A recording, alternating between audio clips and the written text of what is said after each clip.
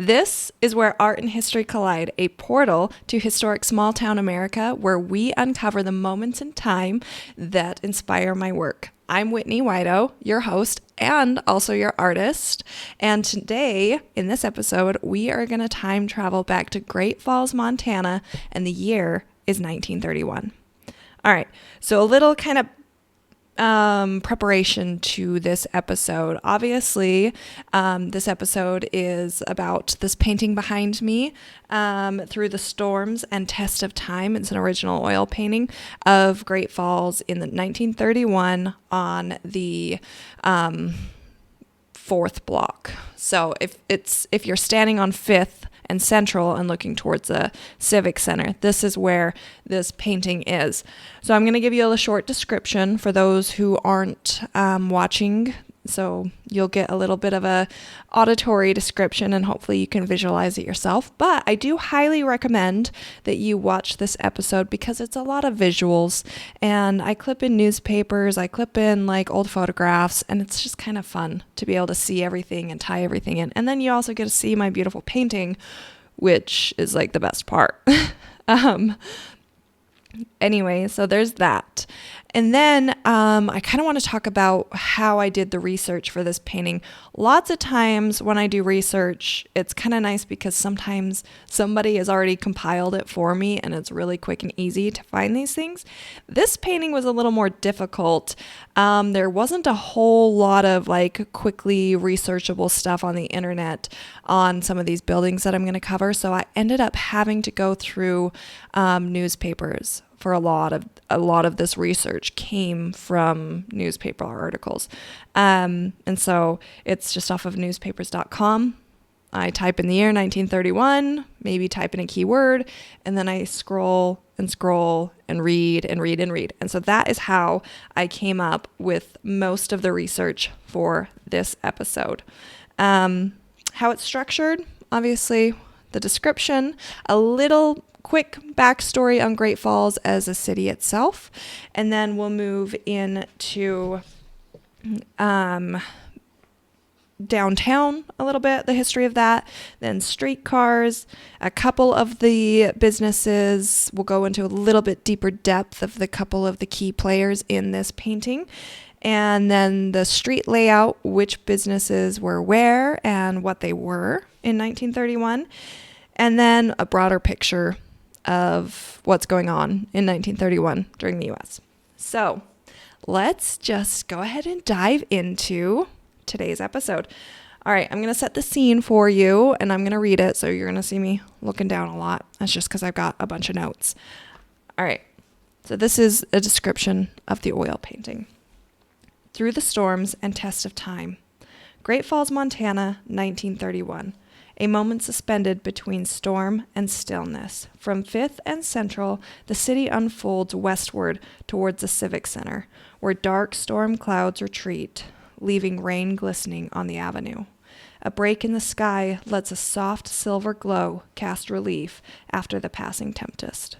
A trolley car, slick with rain, glides effortlessly down the street, its warm glow reflecting off the wet pavement. The few who venture out move beneath umbrellas, their silhouettes framed by the hazy shimmer of reflective shop lights. Automobiles roll steadily along, their headlights dance across the damp road. While the city, resilient and timeless, stands steadfast through the storms and the test of time. All right, that is the description of the painting. And this painting came together just so almost effortlessly. The sky, I laid it in once and it was basically done. And then just moving, so I start with the sky and then I build out the depth. And so starting in the back with those buildings and then move forward to get more and more detail. And then I place all of the figures after most of it's done and then add some highlights here and there. So this painting took me probably anywhere from 30 to 40 hours. The research probably took me about the same amount of time to do all of the research. All right, Great Falls. Now, Great Falls is nestled along the Missouri River, and it was founded in 1888, and it was established by a guy named Paris Gibson. And Paris was this American entrepreneur who just had a wealth of knowledge of how to establish cities, and he had served in the Maine legislature, and then he moved over to Minnesota and really helped establish Minneapolis. So this guy he's well known, and he's got a lot of good contacts.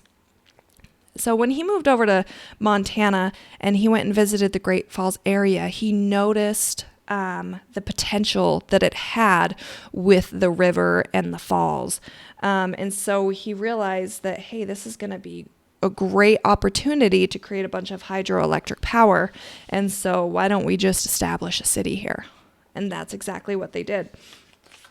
And so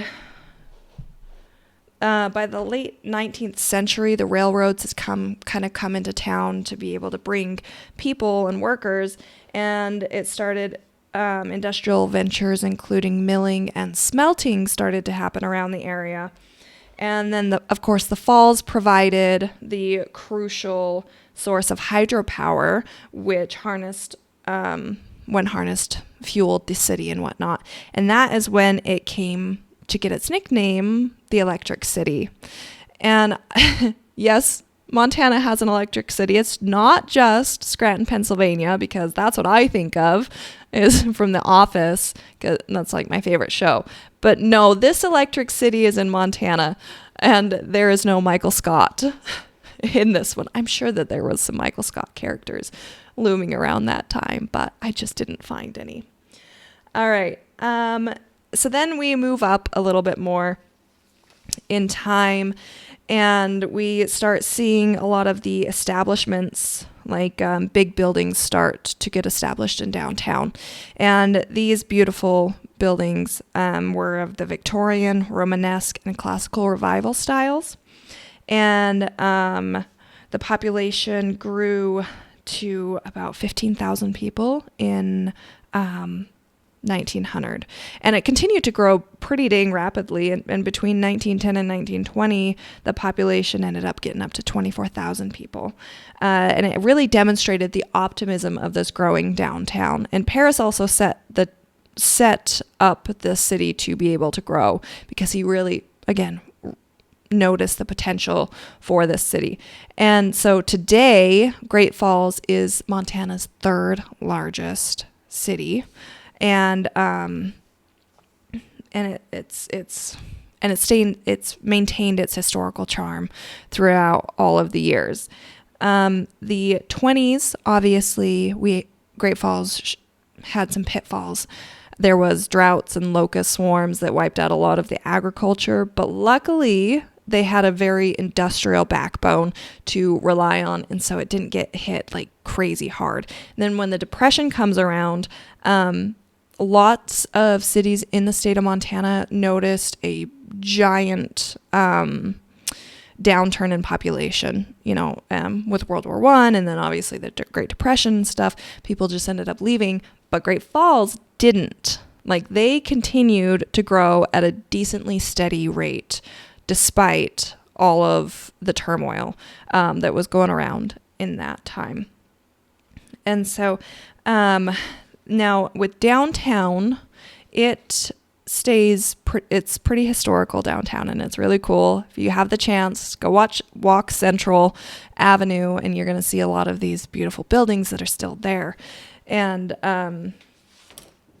I found out that most of the buildings were built between 1910 and 1920. And I broke it down to percentages, or I didn't, I'm sorry.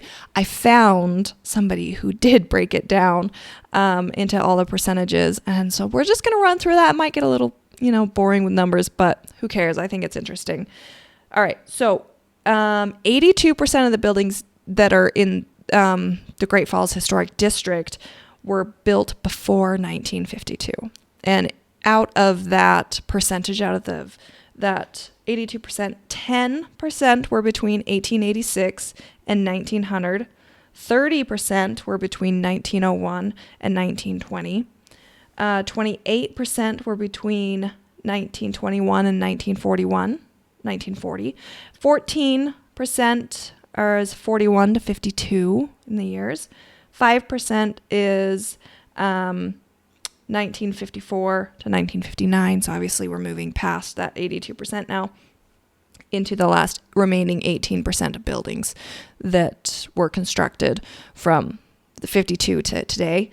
And the most interesting one is 1% of the buildings today that are still standing are from 2000 to now. So there hasn't been a lot of construction, I think mostly because it was already set up and it was already grown, and it was set up really, really well. And so we didn't really need to build a whole lot of new buildings. And the ones that were there were fairly structurally sound. There was some fires that knocked some stuff out. But so yeah, that was kind of fun and interesting to find. And I had found that off of a bunch of paperwork for the National Historic Registration of Places done in 2004.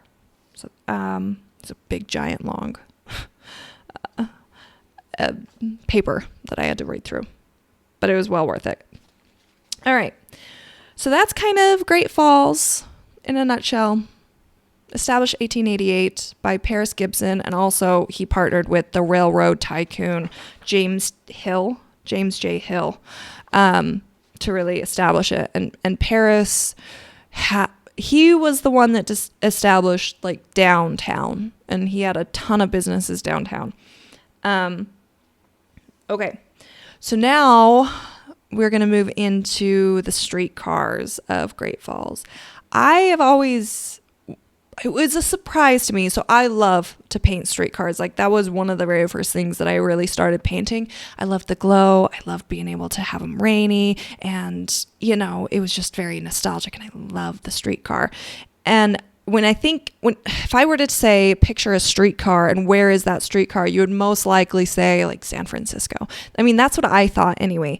Turns out like that was the main form of transportation in the cities and stuff from like the late 1890s, or the 1890 to like the 1930s.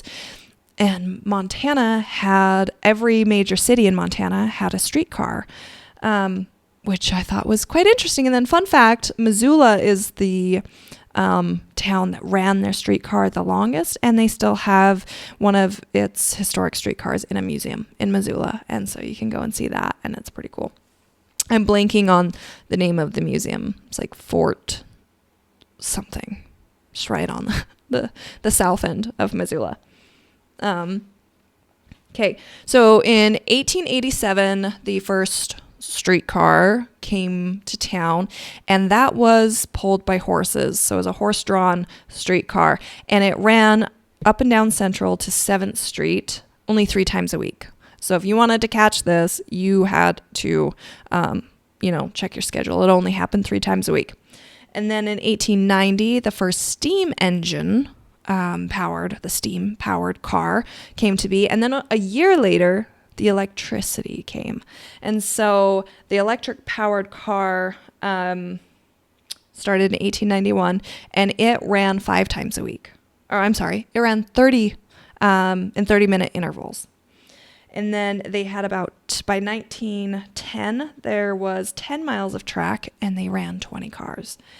Unfortunately, with buses and everything else taking over, it made its final run in November of 1931. And so in this painting, you're seeing the last year of its runs before it's no longer there. But they ended up, so the Montana Power Company ended up holding a funeral service for the streetcar. And I think it's kind of, I don't know, I would like to go to that. And so they held it at the Rainbow Hotel on November 30th of 1931. And I'll clip up the newspaper article and a little invitation that they sent out, and I'll read it to you. You are invited to attend the funeral services of the Great Falls Street Railway to be held on the night of November 30th, 1931. A wake will commence in sample room number 1 of the Rainbow Hotel at 9 p.m. and will continue until 11:20 p.m.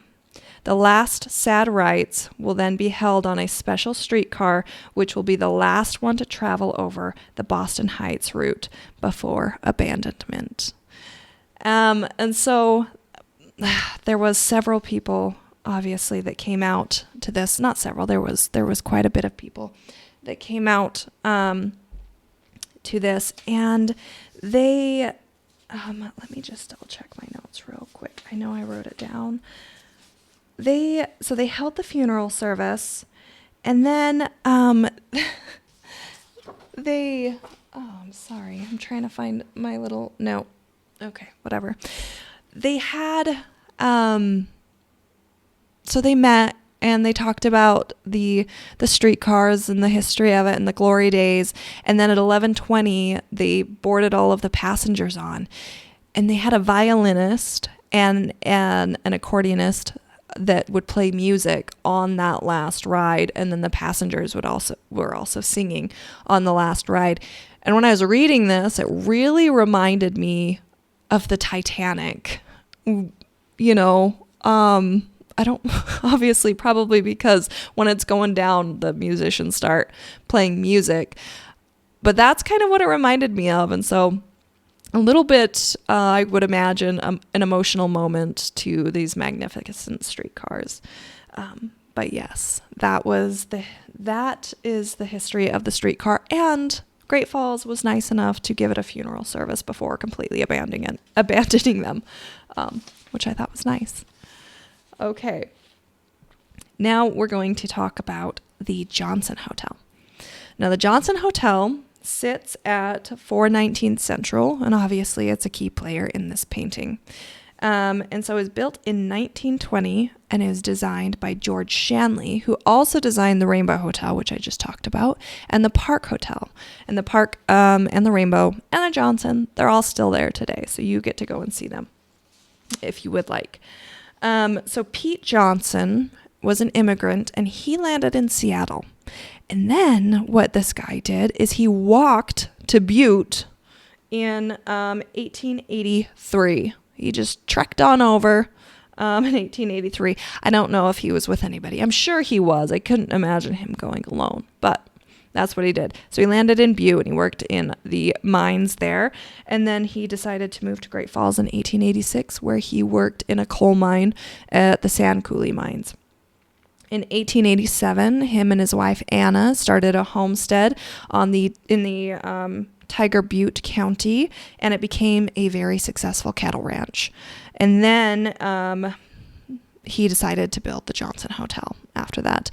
And family legend has it that he started this hotel to cater to the ranching community, because most of the hotels downtown did not like the often dirty clientele.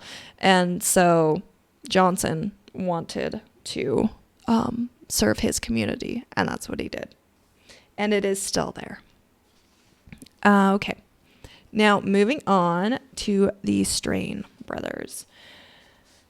And this is that big, beautiful painting. Obviously, it says Strain Brother on it. And that building is still there today. It sits at, where does this building sit at? Exactly. 400, I believe, is where it sits. Yes, something like that. Anyway, the Strain brothers, originally Herbert Strain, was born in Ontario, Canada, and he was one of 11 children. And then somewhere along the timeline, he moves to North Dakota, where he marries his wife, Sarah. And then him and Sarah decide to move to Great Falls in 1890. And then in 1880, not 1890. They came earlier. My notes are wrong. So he established the store, the Strain Brothers store, in 1887. And at first, it was in this tiny little warehouse that was remodeled for the general store behind the Murphy McClay. And that is on 3rd Street, I believe, but the Murphy McClay building is still there. So he had a little tiny warehouse behind that, and then he was just too successful, and that space was just way too small, and so he moved to the Dunn block and was there for several years, and then he moved to the Phelps block, and by this time he's slowly buying up other businesses and consolidating them into the Strain Brothers business. And so it's a general store, but it sold house goods, and it sold groceries, and it sold women's clothes, men's clothes, all sorts of stuff. And so from 1915 or 1989 to 1915, he was in the Phelps block, and the Phelps block's no longer there. I believe it's now like the D.A. Davidson parking lot is roughly where it was. And then in 1915 is when they made the jump up to where they are today, or where the building is today.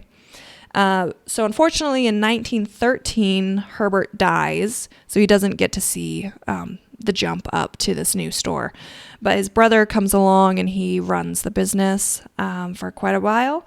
And then he decides that he doesn't want to be in the business anymore. And so he sells his shares to Sarah and her two children, Arthur and William. And so they took it over from there. And William, his brother, ends up moving to California, stays there, eventually dies in California. But the Strain Brothers, they continue to grow and grow and grow and grow. And this building is absolutely huge. Like, it's got 5 floors.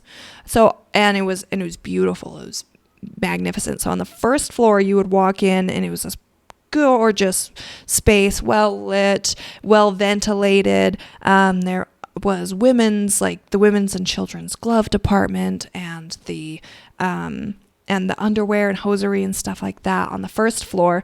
And then you would move over, and there was a drug department, the big drug department on that. And then it had like some gifts and stuff like that, and obviously just drugs.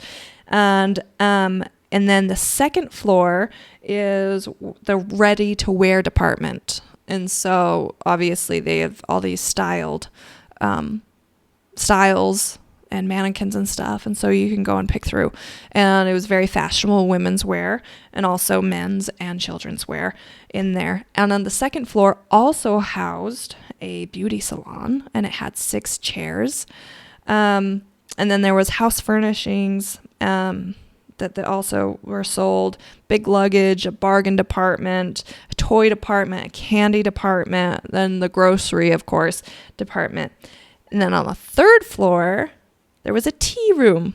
And so this was this big floor, obviously, where you could go and rest from your shopping at this giant, massive store and have tea and hang out. And lots of times there would be luncheons. And so women would come in and have these luncheons, like the mahjong and bridge players, and then they would sit there and eat good food, sip some tea, and then after a couple hours, then they would end up going back to the hostess's house and spend the rest of the evening. But this also held a gift shop on the second floor, and so you could sit and then shop for little gifts here and there. The fourth floor was the stockroom and advertising department, and so they had, at one point, I think in 1924, they had 10 people working there, just doing ads, the advertisement department. And then the fifth room was a stockroom, and of course there was an elevator inside here to be able to put everything up and down. So the Strain Brothers company was super, super successful, and a big staple in Great Falls for so long. They ended up opening some stores in Billings, Helena, Butte, and Lewistown, and then they finally sold to Sears and Roebuck in the 1950s. About 1952 is when they sold it. And so, yeah, just this guy who was born in Ontario decides to come to Great Falls and run this massive business, and he built it up, and it stayed in the generations for quite a while. So he built a little bit of a legacy there. Now the building is still there. It looks a little bit different. It's a little remodeled. I believe elevation 3,330 is in that building right now, and it's just a fine dining and bar. So that's pretty cool. And I'm gonna clip up this newspaper article that I found, where I found most of Herbert Strain's history in it, because I searched and I searched and I searched. Finally, one article had all of this information for me, which was amazing. So yeah, and then also I went through, and the obituaries are a great place to see, because they obviously have a little bit of a story of who these people were. So I searched a lot of obituaries to find all of this stuff too. All right, now that was the Strain Brothers building, and then we went through the Johnson, and those are two of like the key players in this painting. But I'm gonna walk you down the street now. Okay, and so if you're in 1931, these are the stores or hotels that you can stay at or shop at these retail shops on the 4th block. We're just gonna stay on the 4th block in this episode, because I do a lot of paintings of Great Falls, like I said, and so they'll just go block by block, and so just staying on the 4th block here is what you are going to learn about. So excuse me. Now, looking at this incredibly beautiful, moody, nostalgic painting, I want you to imagine stepping in to 1913, and maybe like I've got a woman in there who's wearing kind of a fur coat, and she's under an umbrella with her little boy. So maybe you're in a fur coat and you get to walk down and find yourself, I guess if you're a woman, men had fur coats back then too, so you can have one. Okay, so on the left side of the painting, which I'm pointing to the wrong side, we're going to point right there. Also, I'm going to clip it up so you're going to be able to see it a lot better. On the left side of the painting, there is, this is called the Quarry Block. Unfortunately, it's no longer there. But the Quarry Block housed a drugstore. It was the Hamilton Rexall drugstore.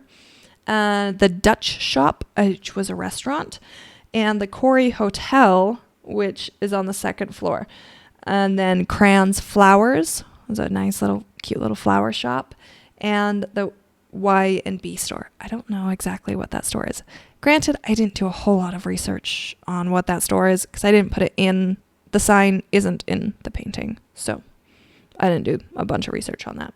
So these sit at the drugstore sits at 426, and that one you can't really see, so it's coming out of the painting, but you can see the hotel sign, and that is the Quarry Hotel. And there was a fire that ended up damaging these 4 shops in this Quarry Block, and the damages ended up being close to $25,000 in damages. Now I do want to stop and out my handy dandy little inflation calculator, because that's like my best friend now. So let's just see how much these stores ended up losing in today's terms. There was about $500,000 worth of damage that happened to these stores. And it didn't kill the stores, right? They just suffered damage mostly from the water. And so they ended up fixing them up and still running the shops. But so now we're going to come down a little bit further, and you're going to stop at Bartley's grocery store at 418 and Dr. F.X. Offerman's chiropractor. So you could go and get your back cracked at the chiropractor. And then also, and so that is a sign in the painting, is that. And then we step down to 416, which is Carlson's shoe store. So go get yourself a nice pair of shoes at Carlson's. And at 414 and 412 is the Northern Hotel. And this is still there. The Northern Hotel was built in 1914. There was a retail shop on the bottom, and there was the hotel was on top. And also I noticed So last episode talking about Texas, about some of the hotels there, that they had published who was staying in these hotels. And they still did this in 1931. They still published who was staying, who checked in at these hotels. Maybe, I don't know. Maybe I should look up and see if we still do that today. Because I don't want people to know that I'm staying at a certain hotel. No, I like my privacy a little bit more in that regard. Okay. And then at 400, you have the Strain Brothers building, which is still there.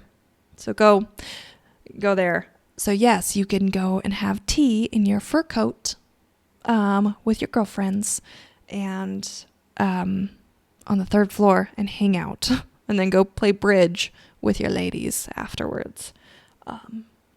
Yes, please. I would do that. All right. And then let's jump over to the other side of the painting and we'll come back to the very foreground of it. So right there on the right side of the painting now is Pfister's Bootery. So you can go get yourself a nice pair of boots. And then 425 is C.E. Stellar Jewelry. 423 is the Dundas Office Supply. And these are all in the Russell building that is still standing. And although I love all of these buildings, the Russell is kind of bland to me. It doesn't have it's not like the Victorian Italianate type of style. It's very modern for its time. So yeah, it's just kind of a flat brick building, which is still pretty and still standing, which is awesome. But I like the much more ornate stuff. And then we hit the Johnson Hotel at 419, and that's in the Johnson building, which is still there today. And then in that same building was the Roots Hans ladies wear department. So another department store. 415 is the Crown Jewelers. 413 is the Liberty Hotel. And this hotel, you could stay there in 1931 for $4 a week. Now, what is $4 in today's term? That's $80 a week, people. You could go stay at this Liberty Hotel for $80 a week. I don't know. Are you one of those that is like, heck yeah, it's a good deal? Or more like, what's wrong with it? You should let me know what type of person you are. So 409 to 411 is the S.H. Crest building, and that is still there today. This store was a 5, 10, and 25 cent store that served the depressed population. So everything was underneath that. And it was $1, $2, and $5 in today's money terms. And it is now Kaufman's, and Kaufman's Warehouse is in this. And Kaufman's, we're going to get into Kaufman's later down the road because Kaufman's is a legacy and a staple of Great Falls, and they have had that business in the family since the 1800s, the late 1800s. But yes, so in future episodes, we're going to learn all about Kaufman's. And I actually met Ike, who he just recently passed away. He's the one that really inspired me to go down a more historical route, because I had a painting. It was a concept piece of Great Falls that showed the Liberty Theater, but it was like kind of like in the 60s, 70s. But I threw it back to like the late 1800s. And so he came in and looked at it and was like, oh, well, it didn't look like that. And we weren't right there because I had his business in there, but it was on the wrong street for that time period. And so he kind of gave me a little bit of a rundown, and I appreciated it because it really motivated me to do the actual research and do justice to people's family legacies, and got me closer in touch with Great Falls' history and their people. So yes. Okay. Now the Crest building they built it in May of 1931. So it was really, really, really new for this painting. and it cost about $150 million. Or not 150 million. Oh my gosh. That'd be so much money back then. No. $150,000 back then is what it cost to build this building. And in today's terms, that is $3 million. Okay. So that is, Great Falls as a, on the fourth block of where you could go if you stepped in and to 1913. This is what you would expect on the fourth block. And so what was kind of going on in the world or in America during 1931? The Empire State Building opens. So that's a huge, iconic architectural landmark of the world, right? This amazing building opens in 1931. And then the Star-Spangled Banner becomes the U.S. national anthem. And I actually did a painting on the history, the origin story kind of the Star-Spangled Banner. So it's the 1810 war-torn flag of Fort McHenry. And I'm sure everybody knows the story, but if not, I'll tell it again because it's a good one.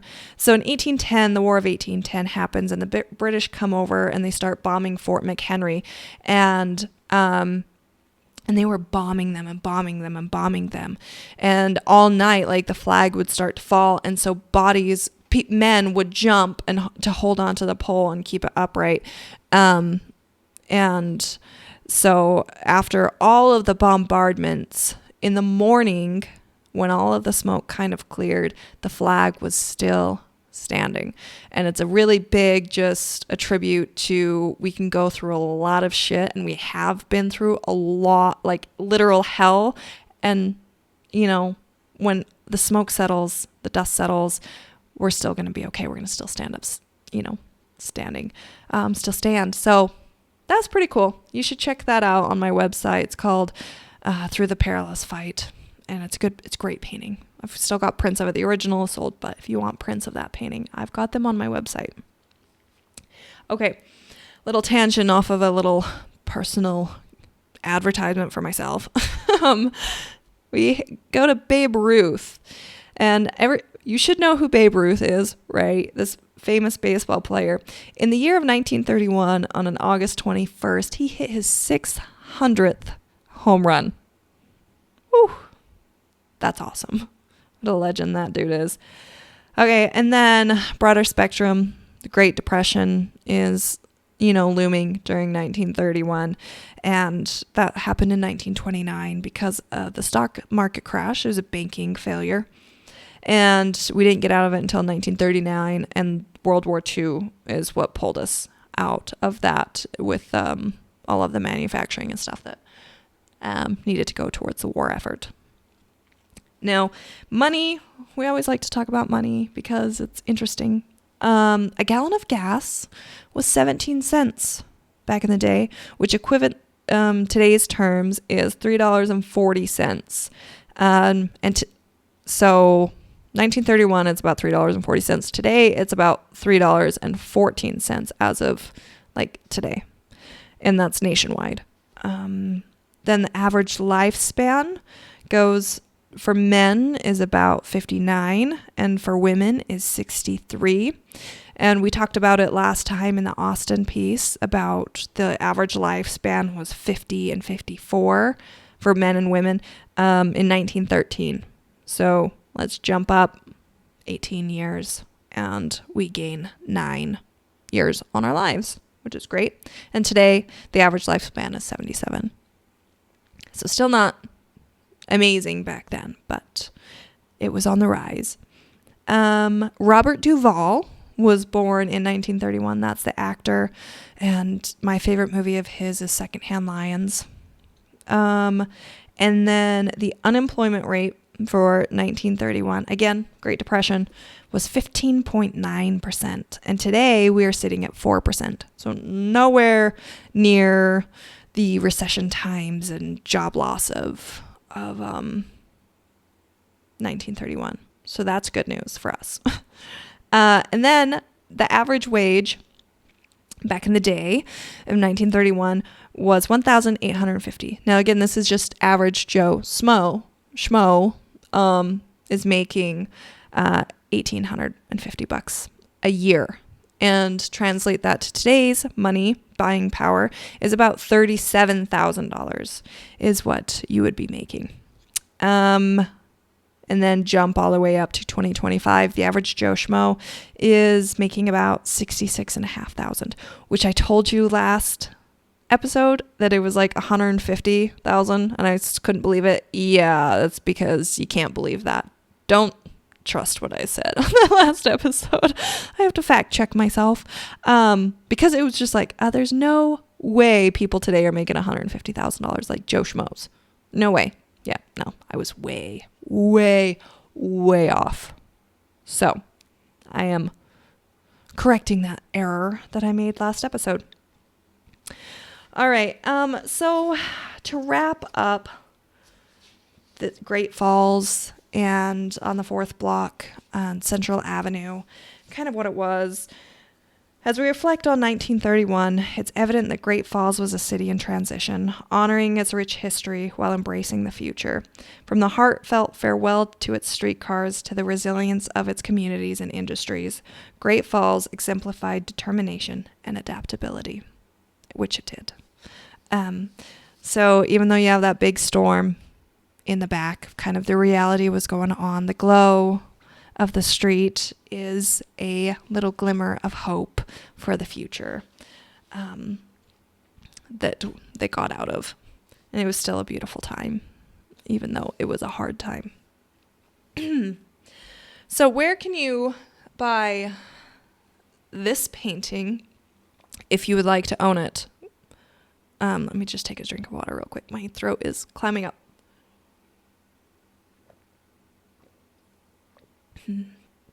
Okay. Where can you see this painting? How can I own the original? That's pretty simple. You can get a hold of me, for one.